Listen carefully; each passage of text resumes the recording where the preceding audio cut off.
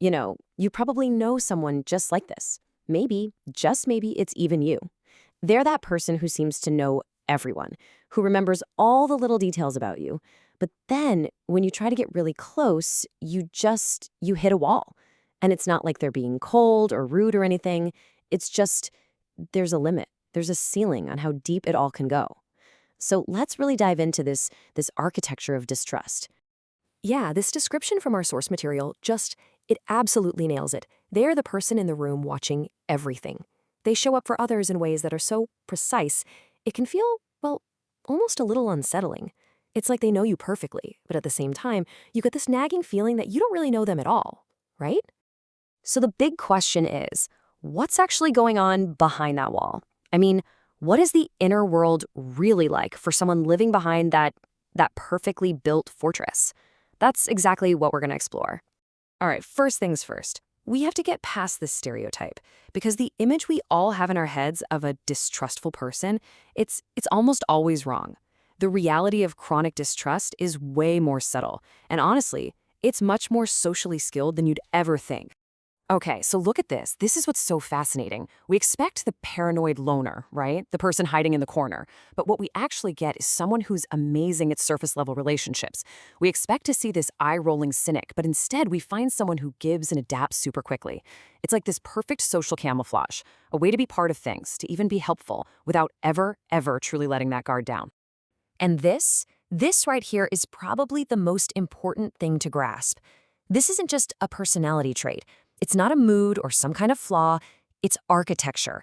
It is a defense system, carefully designed and built brick by brick over years and for a very, very good reason: survival. So if it's architecture, right, well, every building has to start with a blueprint. So where did this blueprint come from? Let's go back and look at how this all begins, often way, way before we can even form conscious memories. And that brings us to something called attachment theory. Now, the basic idea here is pretty simple. Our brain creates what's called a working model. Think of it like a neural template for all our relationships. And it bases this template on our very first experiences with our caregivers. That model then pretty much guides how we approach every single connection for the rest of our lives. And here's how that process unfolds. When you're a little kid, your brain is basically a detective, just gathering evidence. It's trying to answer one single fundamental question: is it safe to depend on people? And once your nervous system draws a conclusion, that answer gets locked in. It becomes the default setting. And believe me, the brain will defend that conclusion with everything it's got. Now listen to this, because this is the crucial part of that whole process. If the answer to that big question was no, the brain doesn't just decide that, say, mom or dad is unsafe. No, it's much more efficient than that. It creates a global rule. People in general are unsafe. And that conclusion, it just gets carried forward, like a line of code running silently in the background of every single relationship you ever have. Okay, so we've got the blueprint. We know how it's built. But what does it actually feel like to live inside that fortress, day in and day out? What is that internal experience of having to navigate a world you've been programmed to see as a constant threat? Wow, I mean, this quote really just says it all, doesn't it? It's a permanent, exhausting negotiation. Because that deep human need for connection, it doesn't just go away. It's always there. But it is in a constant, brutal conflict with a core belief that letting someone get close is, well, that it's just not survivable. A lot of this experience is rooted in something specific called betrayal trauma. And this is a really unique and just incredibly damaging type of trauma. Why? Because the very person who's supposed to be your safe harbor is also the source of the storm. And the brain is left trying to figure out how to reconcile those two completely impossible realities. And the consequences of that are just so insidious. To survive, the mind learns this crazy trick. It learns to not know what you know. It has to preserve that attachment. But over time, that just completely erodes the trust you have in your own gut, in your own perception. The distrust actually turns inward. You end up asking yourself, wait, am I the problem here? You become this hypervigilant expert at reading other people while being deeply, deeply uncertain of yourself. So that original blueprint we talked about, when it's shaped by this kind of betrayal trauma, it tends to show up in a few pretty recognizable patterns. You've got the avoidant pattern, right? Keeping things shallow, maybe picking a fight when things get too serious. Then there's the anxious pattern, constantly monitoring, testing the relationship, never really feeling settled. And then you have to push-pull, which is, well, it's both. pulling someone close, panicking, and then pushing them away. From the outside, it can look like someone's just playing games, but I promise you, from the inside, it feels like you're drowning. Now, all of this architecture, it might seem totally permanent, like it's just set in stone. But here's the thing, it's not. It can be renovated. There is a path to healing, a way to rebuild that inner world.